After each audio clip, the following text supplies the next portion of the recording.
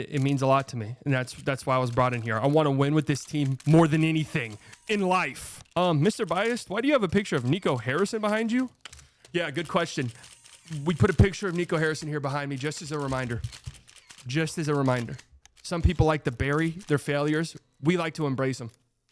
It motivates us. Mr. Biased, how does accepting this position affect your potential presidency run in 2028? I'm not running for president in 2028. I won't be 35 years old. So that's not what we heard. We heard you're eligible. I won't even be close to 35 years old. So are you sure about that? Yeah, I'm sure. Hey, Mr. Biased, I'm just sitting here looking at you wondering, I don't know if the NBA's ever had a GM this sexy. Yeah, probably not. I mean, I can't think of it. Hey, Slightly, it's me, Tim McMahon from ESPN.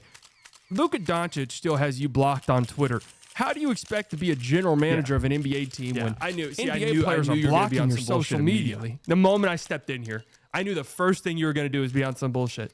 I'm not going to have, folks, I'm back with another ramble session, but this isn't like your typical ramble sessions. If you haven't been paying attention over on Slightly Biased Clips channel, I've been posting daily rambles just about the NBA. I'm going to start posting those on the main channel. Today, we have a special one for you. I have done my own Dallas Mavericks offseason. I have been hired as the GM. Nico Harrison has been fired. And I have been hired, and I've done a hell of a job, if I do say so myself. So if you're watching this, leave a comment, leave a like, subscribe, leave a comment down below and say, thank you, Mr. Bias. And trust me, folks, you'll understand why. Okay? You'll understand why. Because I've been hired by the Dallas Mavericks. Now, you're probably wondering, why do I still have a picture of Nico Harrison here behind me? It's as a reminder. It's to serve not only me, but everybody around me as a reminder of what this is all about, of what we're going to accomplish here as the new general manager of this team. First things first, I wanted to let bygones be bygones. I wanted to eliminate the old era. I wanted to get rid of past thinking. I wanted to almost metaphorically burn sage and move on from the past, so much so that my first act as GM was to literally set the American Airlines Center on fire.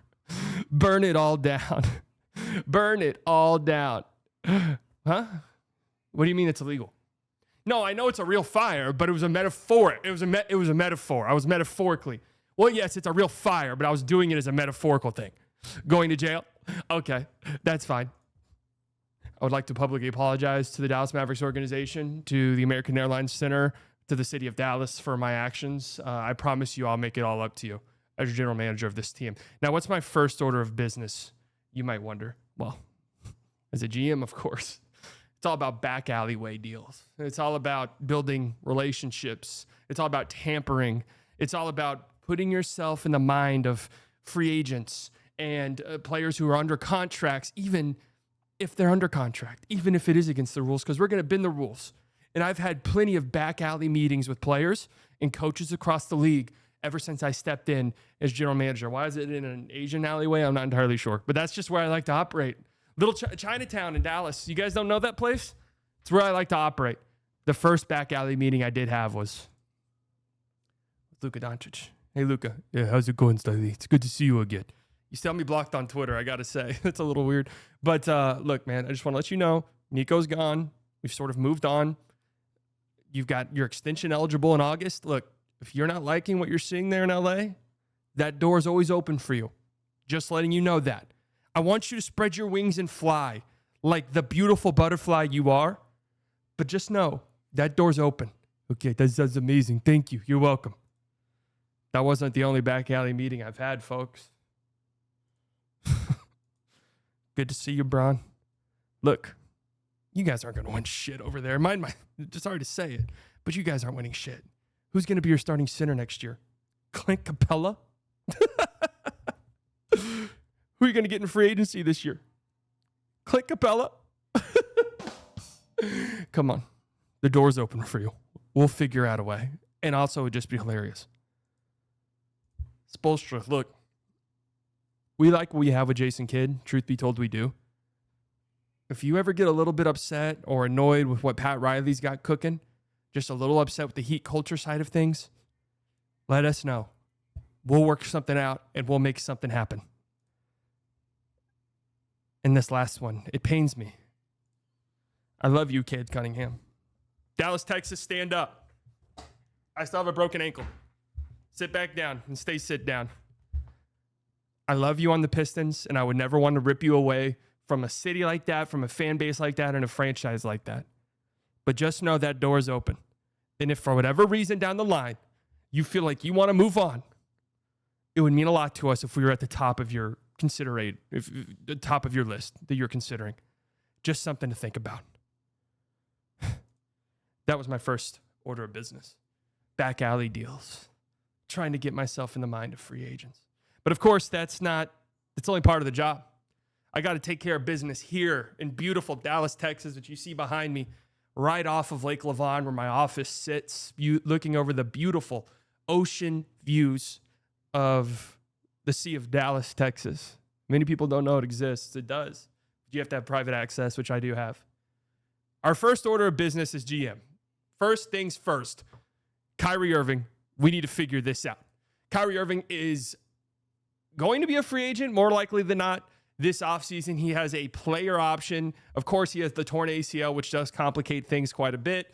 Before the torn ACL, 5-year max extension was absolutely going to be headed his way. Now we get to play ball a little bit. Look, Kyrie, love you. I love what you've done for this franchise. We love having you as a locker room presence. What's up with the Nick Fuentes stuff? Hey, heard something that you were bookmarking Nick Fuentes tweets. Let's try to avoid that. But in terms of on the court and off the court, you've been fantastic for us.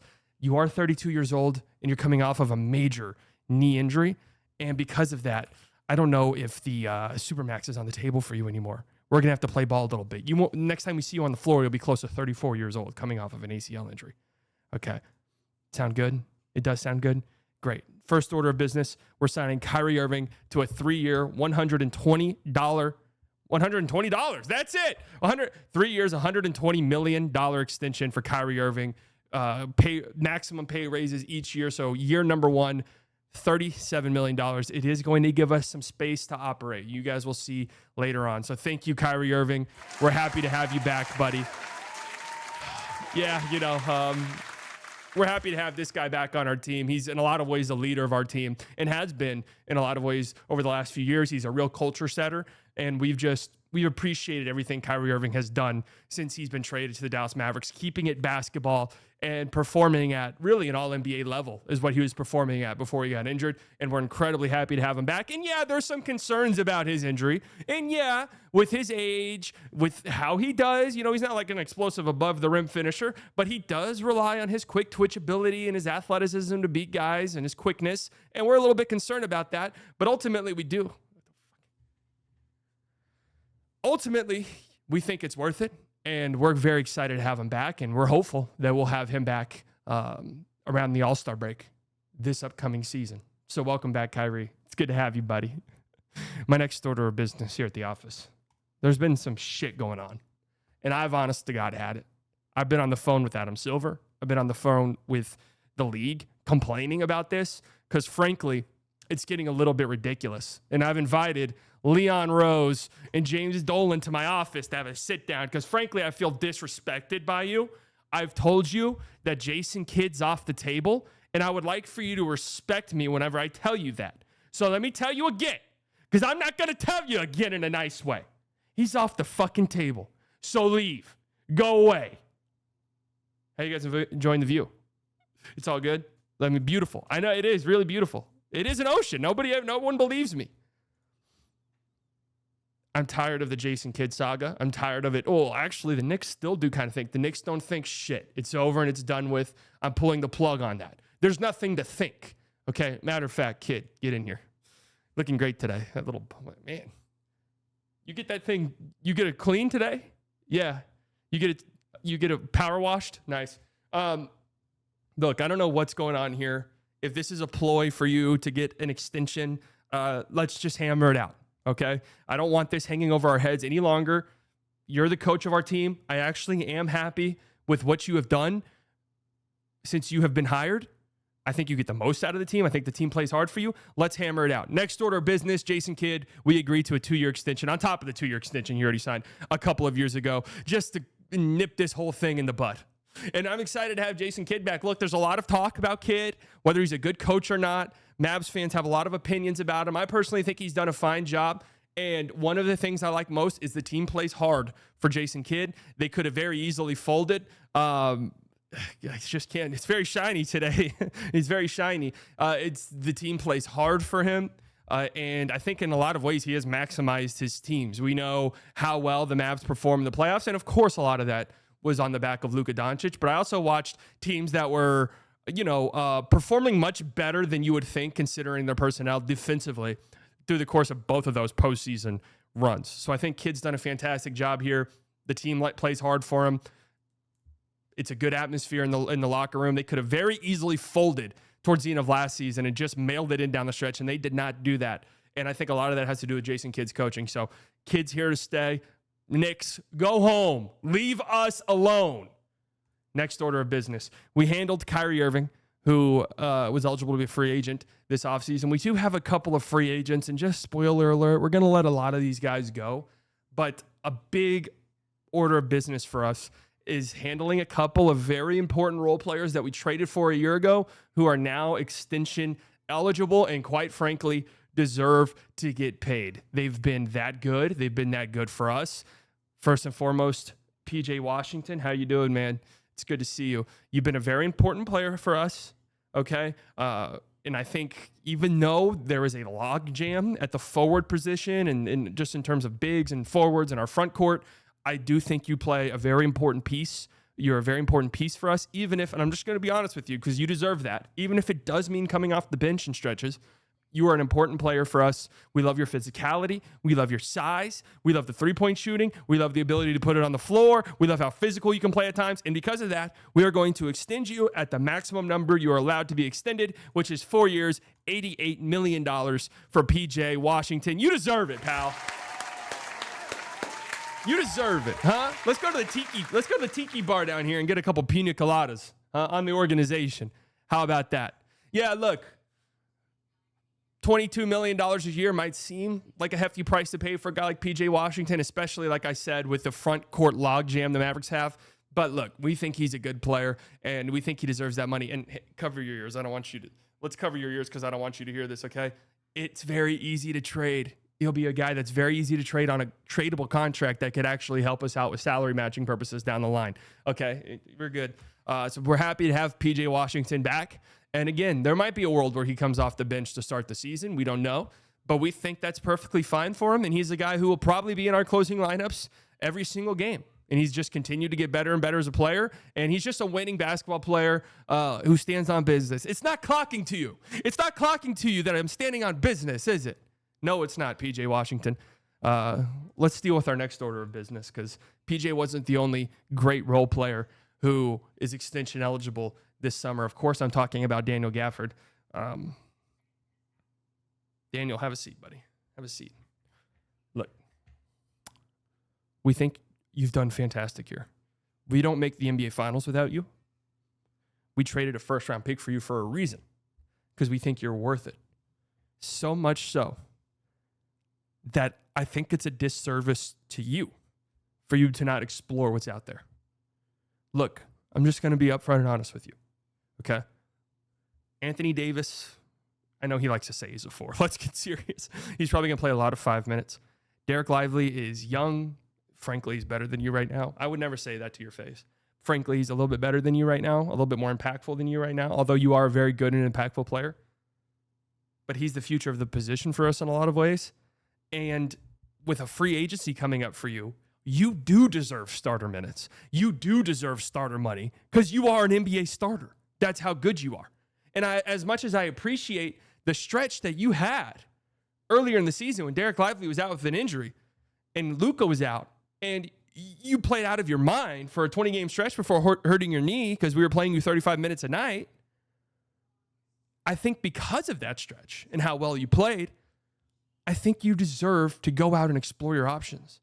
And look, I'm just going to be upfront and honest with you. Because of that, we're probably going to look to trade you in this offseason to find a situation for you. Daniel Gaffford is eligible for a 4-year, $90 million extension. I don't know if he'll get that much on the open market, to be honest with you.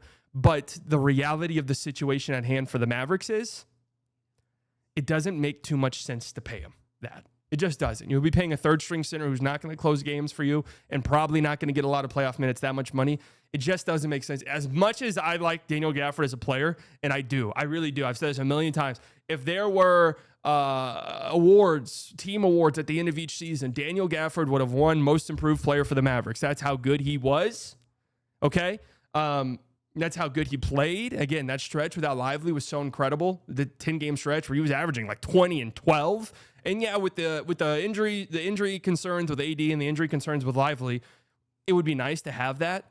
But I just can't go the offseason without maximizing the return on Gaffford. And hey, maybe Gaffford is just like, I don't give a shit, man. I'll take a $12 million a year extension. And in which case, yeah, maybe we rethink that, although I don't think that would be smart for him whatsoever. And maybe it makes sense for us to just take him into the season and we go to the deadline. And if we need to make a move there, we need to make a move there. But I'm going to explore my options. The reality is I've come to the war room. It's time to bunker down because it's trade time. The reality is we need shot creators. Kyrie Irving is going to miss half the season at the very least. And outside of him, we're struggling in the creation department. Spencer Dinwiddie is a free agent. That's somebody we can bring back. Dante Exum is a free agent. That's somebody we can bring back.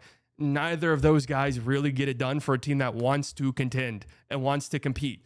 Look, we're going to draft Cooper Flagg. He's got upside there, of course, but we need a little bit more. And as much as I love Brandon Williams, and I do love him, we need a little bit more. And the reality is the free agent market is so slim here. Trading for a player is our best course of action. And we've thought about a handful of guys. We made a few calls.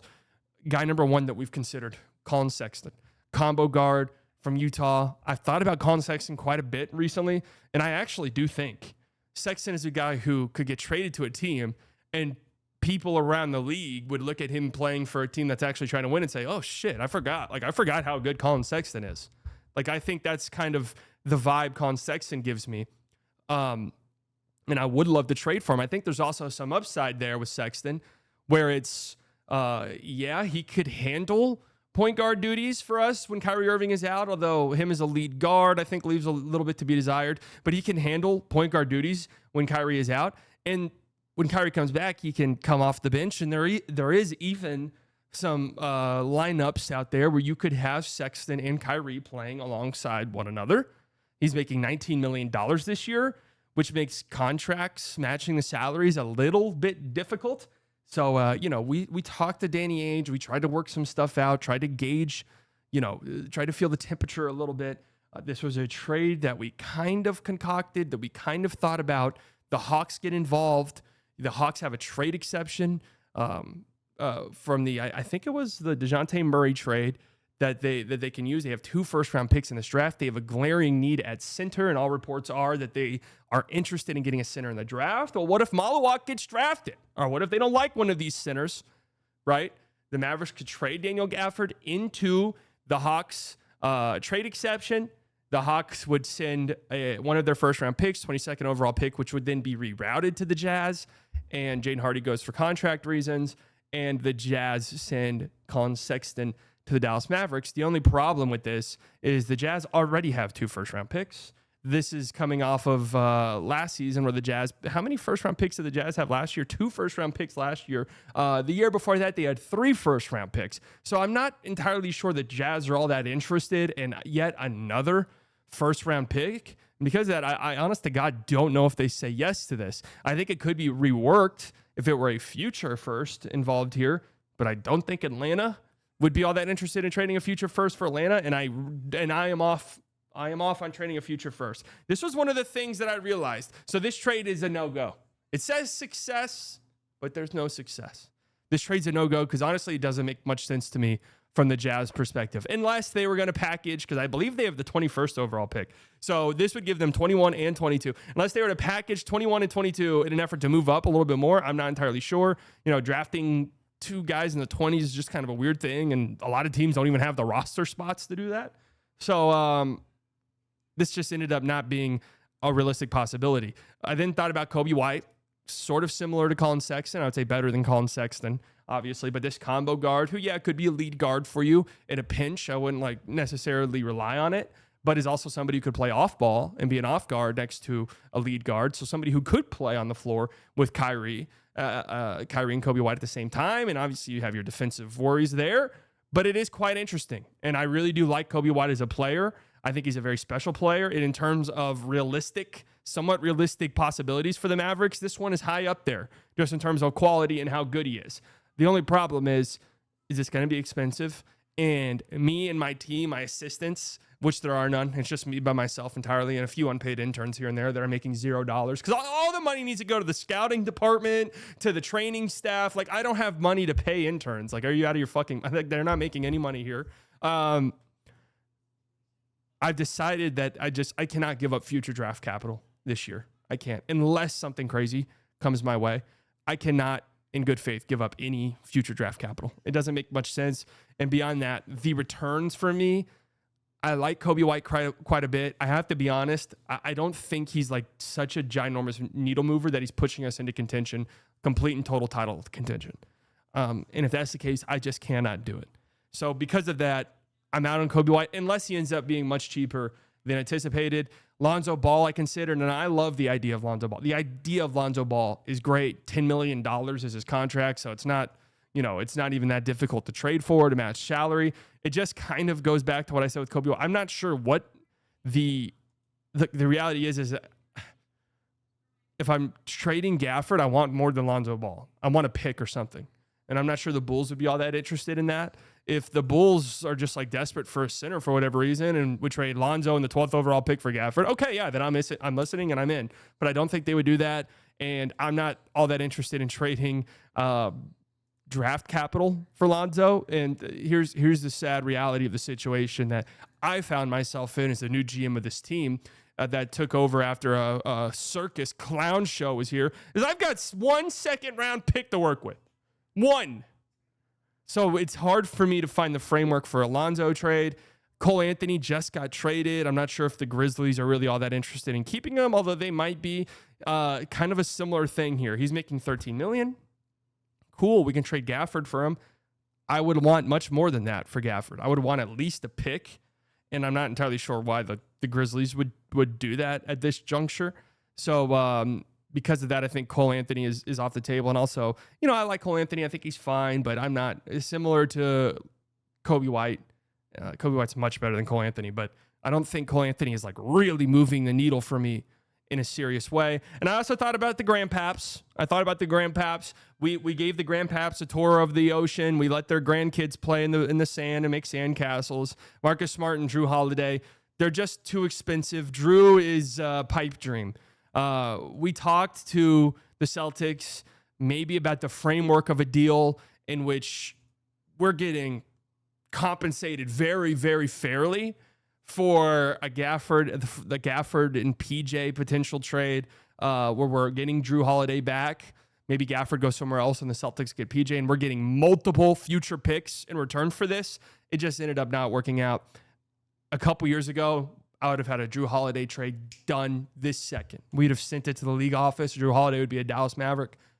He's just older, man. He's 35, 3 years left on his deal at $30 million. He's looked a step slower. It sucks because the idea of him is great. For a few months, can Drew Holiday be my lead guard? Will it be pretty? Will there be times where it looks horrible? Yes. But for a few months, sure. Could he play alongside Kyrie Irving in closing lineups for me when Kyrie Irving comes back? Absolutely. The problem is he's a grandpap. And I'm just like not all that interested in grandpaps currently. And Marcus Smart, $20 million. We're friendly with the Wizards. We've done plenty of trades. $21 million is kind of difficult to match salaries. And again, if I'm trading Gaffford, I need way more than Marcus Smart. And then also if I'm the Wizards, like, do I need Gaffford back? Not really. Am I trading picks in this trade? I don't really want to. So it just doesn't really make much sense to me. There was a trade that I did. And in my brain, it's so smart. And we finalized it and we sent it into the league office. And this is our new reality. I need you to walk with me. To quote Joe Budden, come and take a walk with me. The Dallas Mavericks have traded Daniel Gaffford to the Atlanta Hawks for the 22nd overall pick. They then have rerouted the 22nd overall pick to Minnesota, who is trading Mike Conley in the final year of his contract, making $10 million, and the 17th overall pick to the Dallas Mavericks. So we have essentially traded Daniel Gaffford for Mike Conley, the 17th overall pick, and second-round picks as well. We're incredibly happy to do this. Let me walk you through the trade. The Hawks, obviously, like I said earlier, need a center. And realistically speaking, Daniel Gaffford is better than anything they'll get. 22nd overall, you get an elite pick and roll player to pair alongside Trae Young. It's really a perfect fit for them in a lot of ways. The Timberwolves free up $10 million of cap space they can use to bring back Julius Randle, bring back Naz Reid, bring back Nickeil Alexander-Walker, and it opens up some possibilities for them to go out and find point guards in free agency using the taxpayer mid-level. Or I think they could even open up the full mid-level. I wasn't entirely sure about that. I was asking around. And the Mavericks get a stopgap grandpap point guard. I know I just said that I wasn't interested in grandpaps, but stopgap grandpap point guard, as well as another first-round pick that they can use to draft some young talent to pair alongside Cooper Flagg. We're incredibly excited about this. Look, close your ears, Mike. Close your ears, buddy. He's washed. He's a little bit washed up. We'll have to take him out back behind the shed soon and greener pastures. But hey, we're very excited to have him. We're excited to have his leadership to captain the offense. And we think pairing him alongside AD will be really good to help, just get somebody. We saw this towards the end of last season. And I love my guys in the locker room that are in there. But God, how hard it was for the Mavs just to get AD an entry pass. We have Mike Conley that can help with that, throw some lobs, and we think it'll be really good for Cooper Flagg. We haven't drafted Cooper Flagg yet, so I'm not allowed to say that. But we think it'd be really good for Cooper Flagg to have a floor general, the likes of Mike Conley, to help him in his rookie season. And again, he's a stopgap option. He'll come off the bench as our backup point guard when Kyrie Irving returns. And yeah, those two probably can't play alongside another because again, let me cover his ears. He is washed. Mike Conley is pretty washed. But we like the fit for us, and it makes sense. And in a lot of ways, we wanted to do this to also get another shot in the first round to get some young talent to pair alongside Cooper Flagg. Now, what does this mean for the rest of our roster? Well, look, here's the reality. Jane Hardy's just kind of here. I one time tweeted, I saw this tweet recently. Someone sent it to me. I one time tweeted that Jane Hardy was too cool to fail. I'll always root for the kid. I just think we've seen it up till this point that I'm just not sure what his role is in the NBA. And there was just such a great opportunity for him last year to blossom into a player the Mavericks really needed. Somebody who could create for himself, somebody who could create for others. His three-point shooting numbers were good as an off-ball scorer, a spot-up guy. So I will give him props there. But he had every opportunity to blossom into more of a microwave scorer off the bench, and he just couldn't even really handle that. He just doesn't offer us a lot, just to be completely and totally honest with you. We need him to be a better shooter. He's not that great of an athlete at his size. He doesn't create that well for himself. And maybe he can go somewhere else and spread his wings and fly, but it's just probably not going to be here. So we are looking to trade Jaden Hardy, and we are going to package those second-round picks we just got in the Gaffford Mike Conley trade, and we are going to send it to Brooklyn. Just pretend those picks are here because I wasn't in the fan vote machine. And we're going to send it to Brooklyn just to offload this contract that saves us $6 million. And with the maneuvering that we've had, the money that we saved in the Gaffford trade, the money that we saved in the Hardy trade, we do have access now, working a little bit, playing ball a little bit with Kyrie Irving. We do have access to the taxpayer mid-level exception that we will use in free agency to help shore up some areas of need. So let's get to the draft. I mean, now we have 2 picks in the top 17. We have the number 1 overall pick in what is a franchise-altering cornerstone player in Cooper Flagg, and now we have the 17th overall pick to play around with and draft an area of need. Now, we're taking Cooper Flagg number 1 overall. At 17, you might think, we have to get a guard, we have to get a guard, we have to get a guard. And we'll look at guards. There's several options for us available out there. We have our fingers crossed that Kasparas Giaconis is going to fall to us in the draft. We don't think that's going to happen, but our fingers are crossed. Igor Dimin, best of luck, buddy. Best of luck. I'm out. But our fingers are crossed. We're thinking about all these guys. Nolan Traore, Walter Clayton Jr. We're thinking about guards, but also the Mavericks need shooting. I say the Mavericks. I forgot I'm the GM of the team now. We need shooting. We need defense. And we're going to need some wings. That position is something we'll look at in the draft as well. We'll look at a Nick Clifford. We'll look at a Cedric Coward. We'll, if a guy like Carter Bryant drops or Noah Singwe drops, we're going to look at some of these guys and seriously consider drafting them. Okay? But let's get down to business because the draft is starting and we're taking Cooper Flagg, number 1 overall. Welcome to the team. Welcome to Dallas Mavericks. This kid's going to be a star. He's going to be one of the best and most impactful defensive players in the league. His weak side rim protection and his help defense, playing alongside Anthony Davis, alongside Derek Lively, even alongside PJ Washington, is going to be disgusting. Okay, and as he fills into his frame a little bit more and becomes just a little bit better athletically, because these guys do improve as athletes over time. We think his lateral foot speed can improve a little bit, and we think he could cover. Maybe not, locked down, but could cover star wings over the course of his NBA career. And I personally think his offensive upside is legitimate. I think there's number 1 potential there for Cooper Flagg. And if that gets there, paired with his defense, we're talking about an MVP level player year in and year out. We can't wait to have Cooper Flagg. And at 17th overall, I don't really know. Like I said, I really do. I really, really, really like Nick Clifford quite a bit. I think he fits an area of need for the Mavs. A dog defensively, some size, some secondary creation upside. Walter Clayton Jr. I said Jaden Hardy's too cool to fail.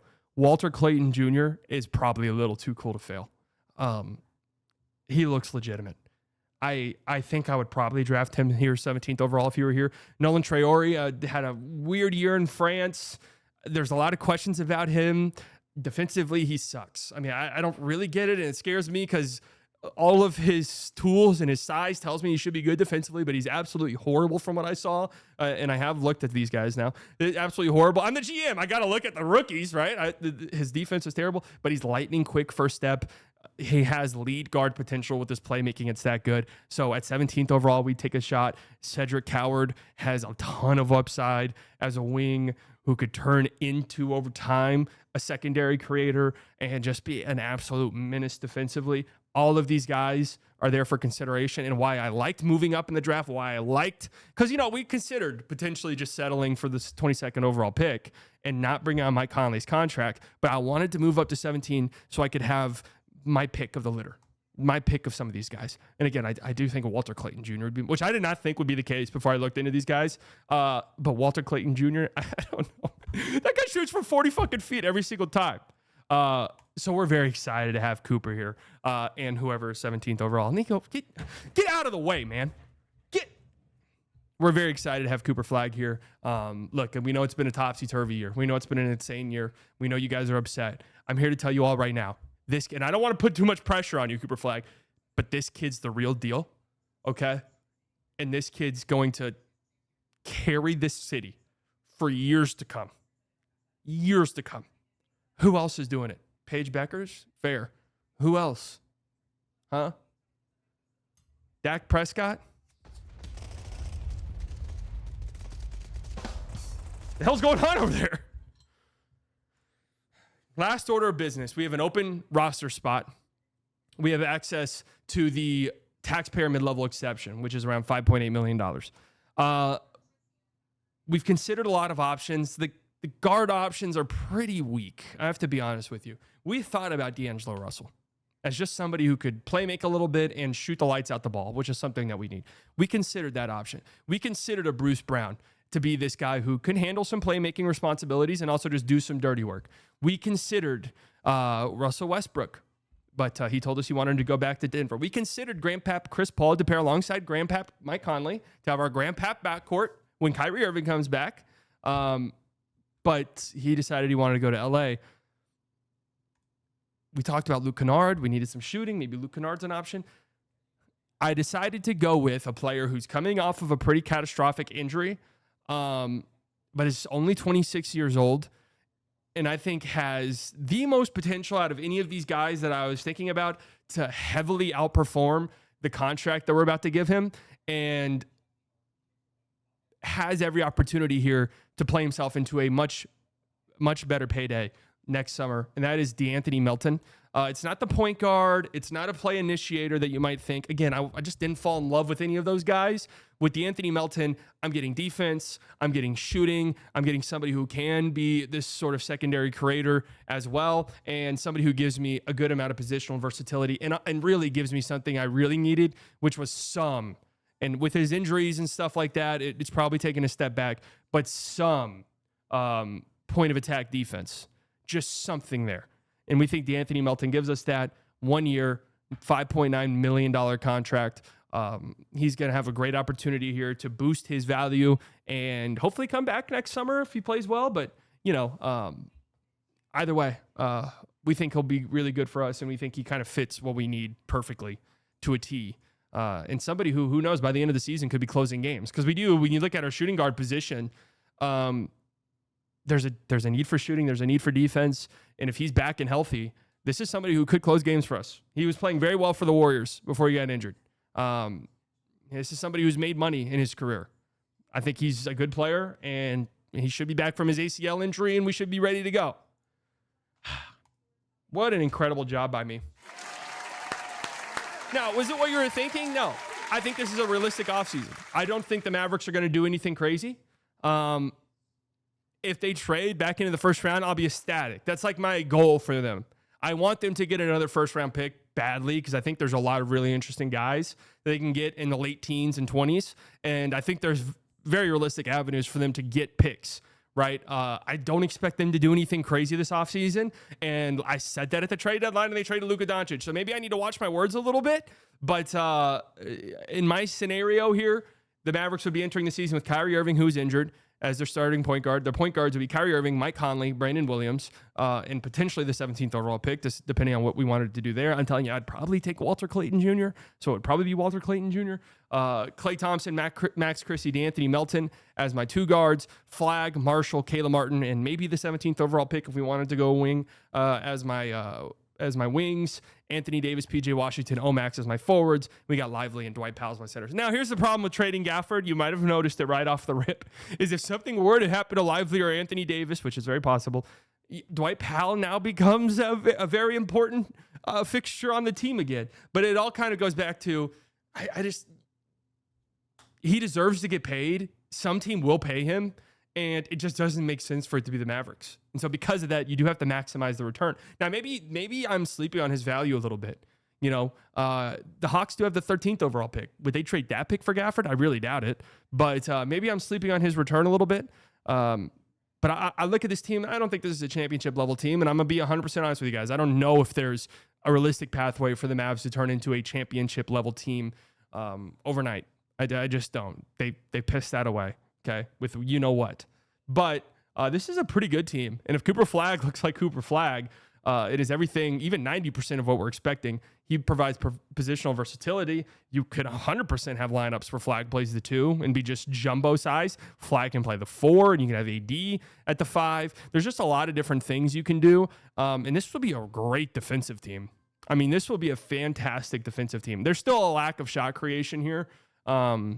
Which is just something that we'll have to fix over time.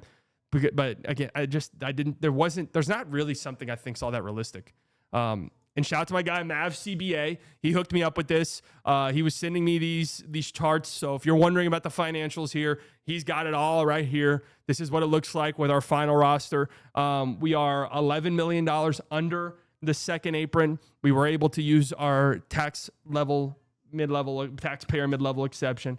And this is how it all kind of worked out on the salary chart. So yes, guys, yes, I did do a fantastic job. I know. What's that? How am I so sexy? I don't know. I really don't. I have no idea what to tell you. What's that? Am I on pain med still? I am still on my pain med regimen. Yeah, if you guys didn't like this, it's because of my pain med regimen. That's what it is.